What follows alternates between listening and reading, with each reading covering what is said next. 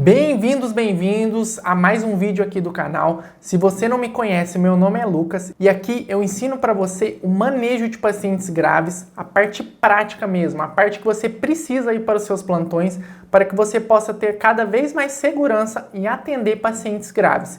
E hoje a gente vai falar de um tema muito interessante, a sedação para procedimentos. Procedimento, para quem trabalha em plantões, principalmente com perfil de paciente grave, é uma coisa que faz parte do nosso dia a dia. Só que a gente acaba negligenciando a sedação. E isso pode estar prejudicando o seu procedimento. Às vezes o seu procedimento não deu certo, ou às vezes teve alguma complicação, exatamente porque você não soube sedar esse paciente de uma maneira adequada.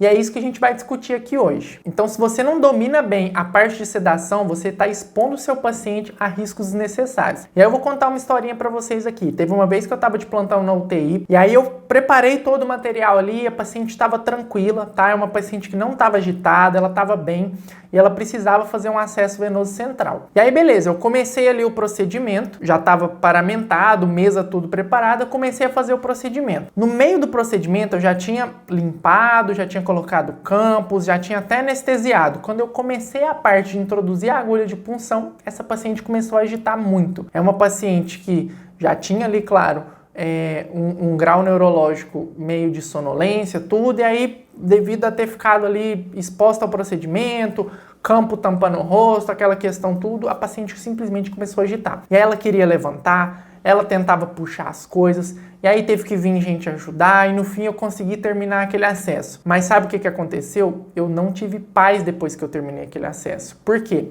Eu fiquei a noite toda pensando, porque isso já era final de plantão, e aí eu acabei indo embora para casa, solicitei o raio-x, tudo, mas sabe quando você fica ali pensando, caramba, será que eu fiz um pneumotórax? Será que deu tudo certo? Será que eu não prejudiquei essa paciente de alguma forma? E aí eu fiquei a noite toda ali e só fiquei tranquilo quando eu cheguei no dia seguinte, vi o raio-x. Primeira coisa quando eu cheguei no hospital foi procurar o nome da paciente lá, ver o raio-x, vi que a paciente estava bem, não tinha desaturado nem nada. Antes de eu ir para casa, eu lembro que eu fiquei ali, como o raio-x às vezes demora um pouquinho o pessoal para vir, eu fiquei ali olhando o tempo todo, sabe? Quando você fica ali olhando o oxímetro, aí cai 1% da saturação, você fica, meu Deus, foi pneumotórax. Aí sobe 1% de novo. Aí você vai auscultar, você começa a achar que o murmúrio está reduzido, enfim. Vira um inferno na sua vida. Então, uma coisa que eu aprendi a partir daquele dia. Paciente agitado, se ele vai fazer um procedimento que a agitação possa te atrapalhar, você precisa fazer sedação. E aí, claro, tem outras coisas aqui, como cardioversão, outros tipos de coisa, que a gente já sabe que tem que fazer sedação, mas às vezes a gente ou faz de uma maneira adequada, ou a gente não sabe fazer. Aí vamos dar uma olhadinha nessa cardioversão que foi feita para esse paciente aqui. Então, ó, o paciente ali tinha uma taquiarritmia, que aparentemente ali, uma ataque supra, não dá para ver muito bem o monitor. Fizeram uma sedação ali, e aí mal esperou a sedação correr ali, o médico já veio, já testou ali o nível de consciência, né? Será que já funcionou, não funcionou? E aí percebam que o paciente, ele tá assim, como se ele tivesse dissociado. Ele não tá vigil, não tá totalmente atento, mas ele tá ali acordado, ele tá olhando pro teto, ele não rebaixou o suficiente para fazer uma cardioversão. Então, olhando ali de primeira já dá para ver. E aí vem o médico, aplica o choque e olha só a reação do paciente. O paciente assusta ali, né? Um choque no peito, provavelmente teve dor ali também, não sei se a analgesia foi feita adequadamente. Então, veja que, ó, ali dá pra gente entender que entrou alguma sedação. Porque se a gente tivesse totalmente acordado, né, um choque em mim, em você, a nossa reação não seria desse jeito. A gente não ficaria só, parece que ele está um pouco aéreo, ele está sem entender o que está acontecendo. Mas claramente não foi feita uma sedação adequada, tá? Então isso é um erro muito comum e por isso que a gente vai ter que discutir isso daqui. Porque quando a gente está falando de paciente grave, a gente tem que dominar essa questão das medicações. A gente tem que dominar a dose, a gente tem que saber se a gente vai fazer uma dose X ou Y. Por quê? No caso de procedimento, por exemplo, de uma cardioversão aí, ainda mais se os pacientes ali eles estão muito limítrofes, supondo que é um paciente que estava, por exemplo, já ali com um pouco grave, já estava evoluindo ali, não estava instável ainda, mas talvez ia começar a evoluir, estava com uma PA meio limítrofe. Se a gente dá uma dose muito alta de sedativo, a gente termina de descompensar esse paciente e instabiliza ele. Agora, se a gente dá uma dose muito baixa, e aqui é o que a maioria faz, erra para menos. Se a gente dá uma dose muito baixa, por medo, a gente acaba tendo situações dessa daí. Isso daí também descompensa o paciente. Por quê? Se você gera para ele um estresse, um estímulo de dor, um estímulo de estresse mesmo da situação ali, isso vai gerar taquicardia. Isso, num paciente neurológico, por exemplo, pode aumentar a pressão intracraniana. Num paciente que tem síndrome coronariana aguda, você pode aumentar o consumo do miocárdio por conta dessa taquicardia. Então, saber essas medicações também é importante, tá? Então eu vou te explicar aqui hoje como escolher cada medicação e no final eu vou dar um bônus para vocês de algumas situações específicas e quais medicações escolher para essas situações. Então fica aí até o final que você vai ver esse bônus. E não esquece de já clicar aqui em inscrever para você acompanhar aí os próximos vídeos que a gente vai postar aqui no canal. Mas antes de eu te explicar aqui o passo a passo, primeira coisa para você entender é quando realmente que eu vou ter que fazer essa sedação, né? Qual tipo de procedimento, quando que eu vou ter que fazer isso daí. Então aqui, pense no geral em duas situações. Primeiras situações são situações que podem gerar um grande desconforto para o paciente, seja por dor, seja por estresse ali. E uma dessas situações é a cardioversão, que a gente mostrou aí no vídeo, mas lembre-se também, por exemplo, de uma redução de luxação. É uma coisa que vai gerar grande dor para o paciente, vai gerar ali uma ansiedade, então às vezes vai caber fazer uma sedação, tá? A segunda situação seriam situações em que, se o paciente estivesse bem, tranquilo, você não precisaria fazer uma sedação. Mas se o paciente estiver agitado, talvez você precise fazer uma sedação, tanto para você conseguir fazer o procedimento, para o paciente tolerar, como para reduzir o risco de complicações. Aqui, dois exemplos clássicos são o acesso venoso central e uma toraxentese. São as duas coisas assim que às vezes a gente precisa fazer. O acesso venoso central, você vai reduzir o risco de pneumotórax e você vai conseguir fazer o procedimento, porque muitas vezes o paciente não vai conseguir ficar deitado, ele está ansioso, ele vai querer sentar, aquela história toda. E a toraxentese também, se for um paciente que está muito agitado, você pode sedar ele um pouco e fazer na posição deitado, né? Se for sentado, vai complicar um pouco, porque você vai precisar mais de que o paciente contribua para você, tá? E aí, como fazer isso, né? Como que eu escolho essas medicações? Quando a gente vai escolher a medicação para fazer o procedimento, a gente tem que pensar em dois efeitos que a gente está desejando aqui. Um é a sedação, que vai gerar essa amnésia para o paciente ali do procedimento, e a segunda coisa é a analgesia, certo? E quando a gente vai escolher essas medicações, a gente quer que sejam medicações que, além de conseguir fazer isso com efetividade, gerem a menor instabilidade possível para o nosso paciente e que tenham um efeito curto. Isso daqui é muito importante. Quando a gente vai escolher uma medicação para fazer um procedimento, lembre-se que é uma coisa ali que você vai fazer o procedimento e depois você já quer o paciente acordar de novo. É diferente, por exemplo, de quando a gente vai entubar um paciente, a gente não pensa tanto nessa questão de ser curto, né? Ou alguma outra situação, mas aqui a gente vai pensar mesmo que a medicação ela tem que ter um efeito curto. Então isso a gente vai buscar muito quando a gente for discutir cada medicação aqui, vocês vão entender. Então a lógica aqui é, você precisa de um sedativo, você precisa de uma analgesia, ambos durando pouco e que cause a menor instabilidade possível. E aí eu vou dar para vocês aqui 3 combinações que eu uso no meu dia a dia, tá bom? A gente vai discutir cada uma, quais as particularidades, quais as vantagens e desvantagens de cada uma.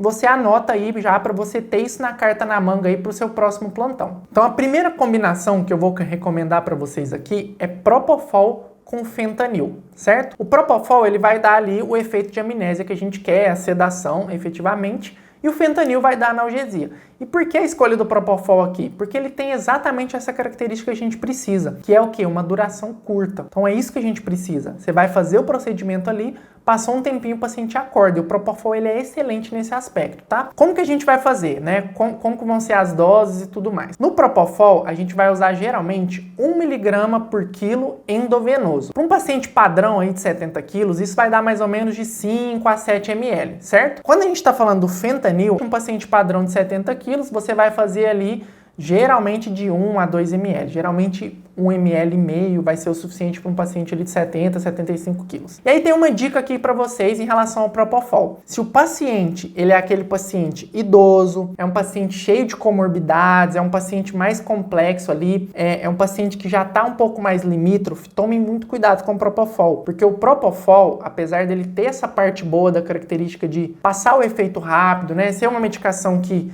é disponível e tudo mais, ele tem um problema que é gerar como efeito colateral hipotensão. Então, no idoso, no paciente com muita comorbidade, às vezes a gente pode reduzir essa dose em 20 a 50%, tá? Então, isso daí, gravem bem essa dica daí para vocês poderem usar o Propofol. E a segunda coisa é você fazer essa administração do Propofol bem lenta, certo? Então, você pega ali o Propofol e fala para quem for administrar bem lentinho, vai apertando a seringa ali bem devagarzinho, e aí faz ela ali uns 3 minutinhos, tá? Vai contando no relógio mesmo e vai falando para quem tá fazendo, ó, foi tanto segundo e tal, porque às vezes na ansiedade a gente acaba empurrando mais do que precisa, né? Segunda combinação aqui, etomidato com fentanil, certo? Então aqui a gente vai manter o fentanil para a parte de analgesia, só que a gente vai mudar, a parte de sedação vai ser com etomidato, certo? Como é que a gente vai fazer aqui? Quando a gente vai entubar o paciente, a gente usa uma dose maior do que quando a gente vai fazer um procedimento. Isso é meio óbvio, né? Porque você vai entubar o paciente, ele não precisa ali ter proteção de via aérea, tudo. Aqui a gente quer manter a proteção de via aérea. Então você vai fazer ali 0,1 mg por quilo. Isso na prática vai dar mais ou menos de 3,5 a 5 ml do etomidato, tá? E o fentanil você vai seguir a mesma dose aí que a gente ensinou pro Propofol. E aí vem uma grande dúvida aqui, né? Já que eu passei para vocês essas duas combinações, e aí?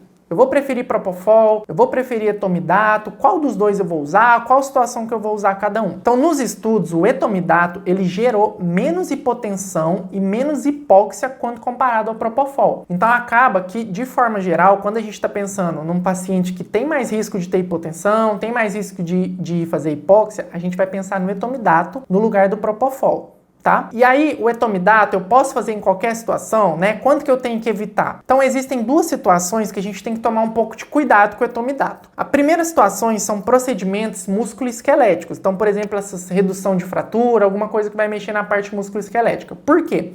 Porque o etomidato ele tem o risco de causar mioclonia, que são contrações involuntárias do músculo. Isso daí pode te atrapalhar o procedimento. Imagina você vai fazer uma redução ali do ombro e o paciente está com uma rigidez muscular, né? Isso pode te atrapalhar a fazer o procedimento. Segunda questão aqui, paciente crítico, né? Sabe aquele paciente muito ruim mesmo, paciente grave, crítico? Esse paciente, o etomidato tem um risco de gerar supressão adrenal. Isso daí é muito discutível na literatura, porque se for uma dose só, tem gente que fala que não tem problema, tanto que a gente pode entubar paciente crítico com etomidato, né? Desde que, como vai ser uma dose só, a gente não vai deixar em bomba de infusão contínua. Essa supressão não vai ser relevante, mas tem muito estudo mostrando que isso é relevante, que às vezes a gente tem que fazer uma hidrocortisona depois. Então tem literatura que mostra que a gente deve evitar em paciente crítico. Só que aí vem uma questão aqui. Se o paciente está crítico, muitas vezes ele está tendendo a hipotensão ou ele tem risco de fazer hipotensão. Ou seja, no paciente crítico eu devo evitar o Propofol. Porém, nesse mesmo paciente crítico tem essa questão do risco de supressão adrenal. Então a gente tem que tomar um pouco de cuidado com o etomidato. Mas e aí? Qual que eu vou escolher então? E aí vem a nossa terceira combinação aqui, que é assim, a carta na manga que a gente vai poder usar para esses pacientes críticos com mais segurança, que é a combinação de ketamina com Propofol, certo? Anotem essa combinação. E aí quando a gente vê os estudos, parece que essa combinação de ketamina com Propofol parece ter sido superior ao uso de Propofol isolado, principalmente no que se diz essas complicações, hipotensão, evolução para choque, né? Ela parece ter sido mais efetiva em evitar essas complicações quando a gente faz essa combinação. Por quê? Qual que é a lógica por trás dessa combinação aqui? Porque é o seguinte, aqui é como se a gente tivesse uma balança, né? O Propofol, ele vai gerar hipotensão, bradicardia, certo? E a ketamina, ela vai ser mais, vamos dizer assim, estimulante, ela vai gerar mais taquicardia, hipertensão, ela pode gerar também para o paciente delírio, alucinações, algumas experiências desagradáveis, que é aquela famosa bad vibe. E a vantagem de você colocar essas duas medicações juntos é que uma medicação vai contrabalancear esse efeito do outro, né? E além disso, elas têm um efeito sinérgico, certo? O que é esse efeito sinérgico? Que as duas juntas, além de você conseguir tatear melhor a dose, porque você consegue, como se uma estivesse potencializando a outra, você consegue atingir a dose que você precisa de uma maneira mais fácil. Então você tem uma melhor ali administração dessa dose, você tem uma facilidade e você consegue atingir o alvo de sedação que você precisa e de analgesia mais fácil do que quando essas medicações são usadas de forma isolada, certo? E aí só para vocês entenderem mesmo essa questão das duas medicações, eu não sei se vocês vivenciam isso daí, mas aqui em casa é o seguinte,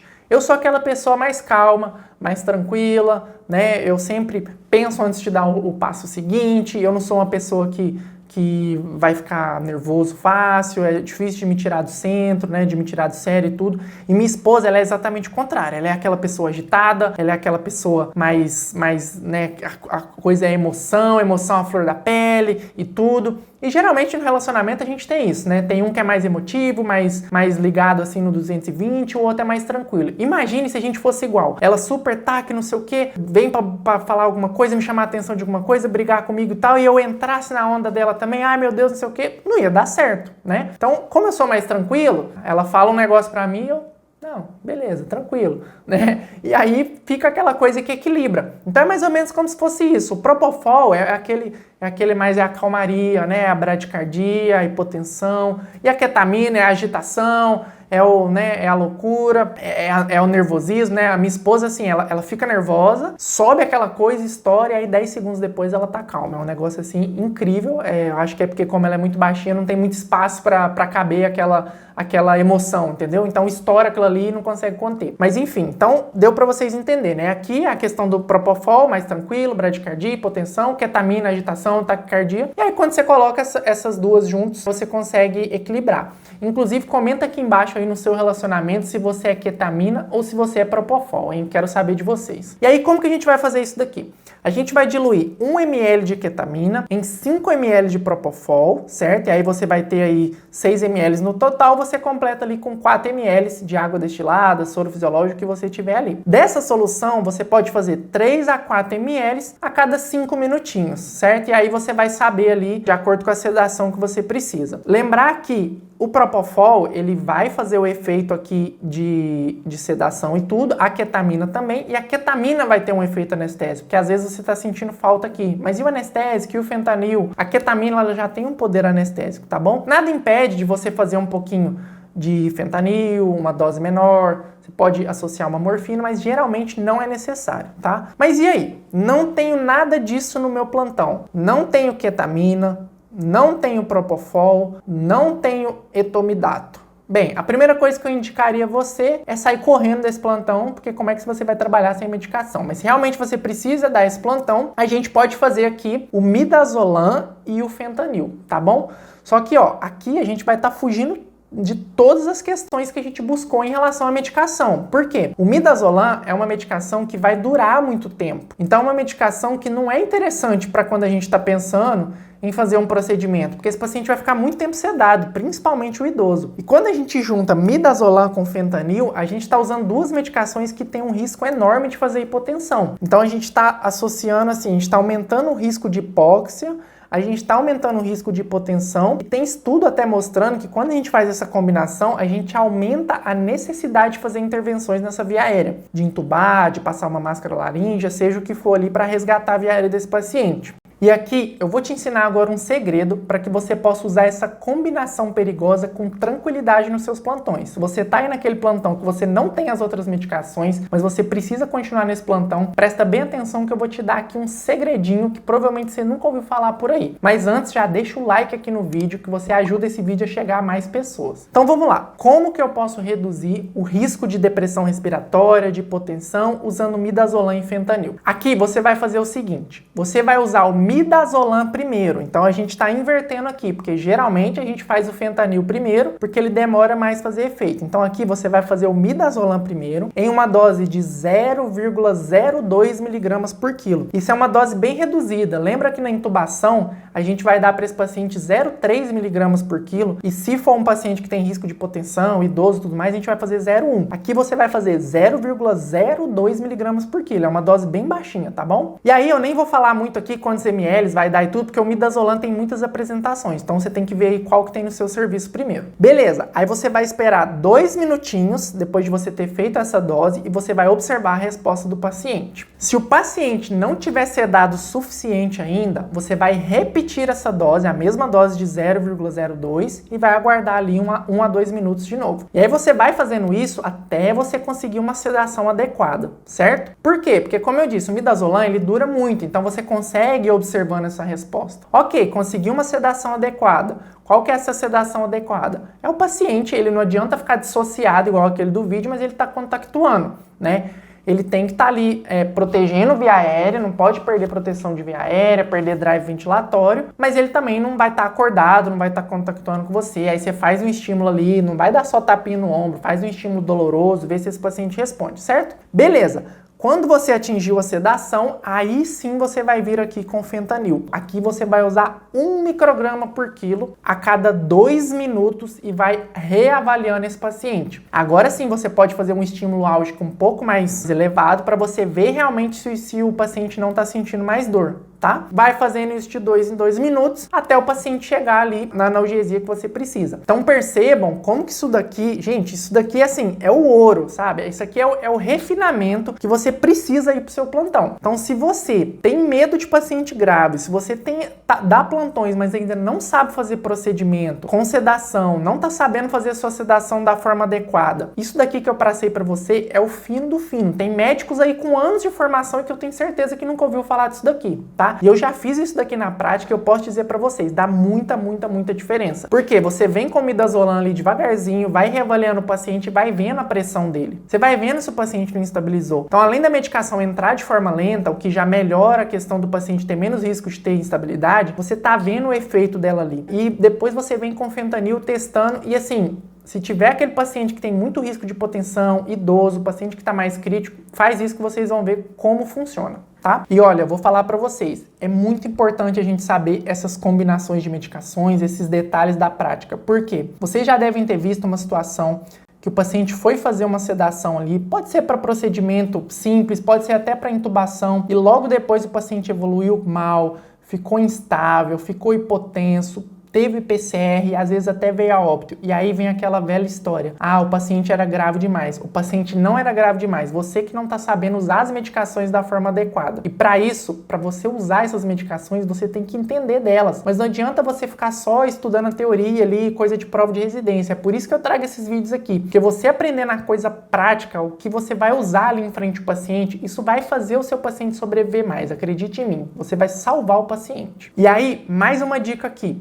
Gente, muita atenção. Sempre que vocês forem fazer algum procedimento e você precisar fazer sedação, você precisa deixar ali um material de via aérea preparado. Não necessariamente intubação, a não ser que no seu serviço, realmente, se for conseguir o material de intubação, demora muito e tal. Mas idealmente tem que ter ali um ponto de oxigênio, porque às vezes só do paciente ficar mais bradipneico por conta da medicação, às vezes ele pode desaturar um pouquinho se ele já é um paciente muito limítrofe. E lembra que esse paciente pode perder o drive ventilatório, pode precisar ambusar esse paciente, pode precisar de um guedel, tá? E pode precisar até intubar, claro. Mas se você fizer as coisas com cuidado, com as doses certas, fazendo lento, tudo isso, dificilmente, olha, comigo particularmente nunca aconteceu do paciente perder o drive respiratório.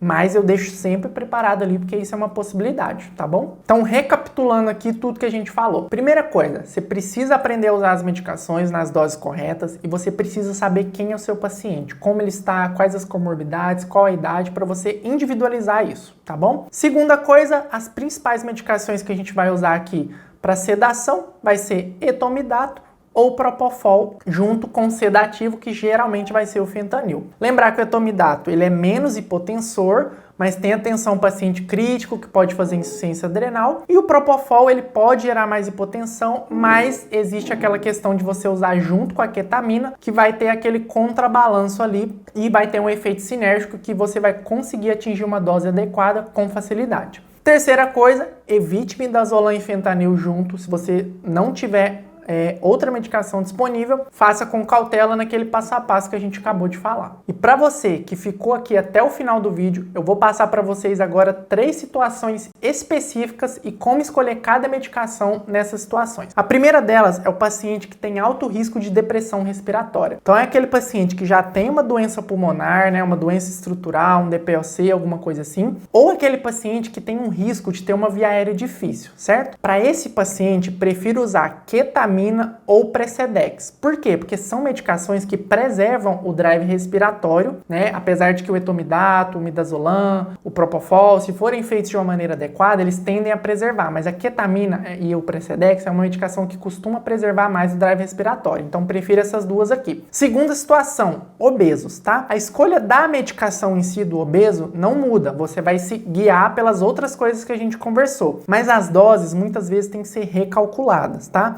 E aqui eu vou passar um macete para vocês, que é o seguinte. Para todas as medicações, exceto o midazolam, a gente vai usar o peso predito do paciente, ou seja, o peso ideal. Por quê? Porque aqui a quantidade de gordura não vai fazer diferença. O que vai fazer diferença mesmo é a questão da altura do paciente, porque aí é aquela teoria de que mesmo o paciente obeso ou não, o encéfalo é do mesmo tamanho, então a quantidade de medicação que a gente precisa não vai ser baseada no peso real do paciente, exceto para o midazolam. Quando a gente está falando do midazolam, a gente precisa se basear no peso real do paciente. Por quê? Porque a gordura, ela altera o metabolismo do midazolam. Então, para o paciente obeso, quando a gente vai usar midazolam, a gente precisa calcular para o peso real. Para as demais medicações, a gente vai usar o peso predito, né? Que é a gente vai calcular, é só você usar a fórmula aí para calcular. Terceira situação, pacientes idosos. Aqui é o seguinte, a gente vai usar as medicações com doses reduzidas e aí você vai repetindo ela ali até você ter o efeito adequado. E outra questão aqui é na forma de administrar. Você vai administrar essa medicação mais lento. Em vez de você fazer aquele bolos ali em 15 segundos, não, você vai administrar essa medicação em 1 minuto, 2 minutos, às vezes até 3 minutos, certo? E aí se precisar, você vai repicando essa dose, coloca uma dose bem baixa e vai repicando ali no idoso.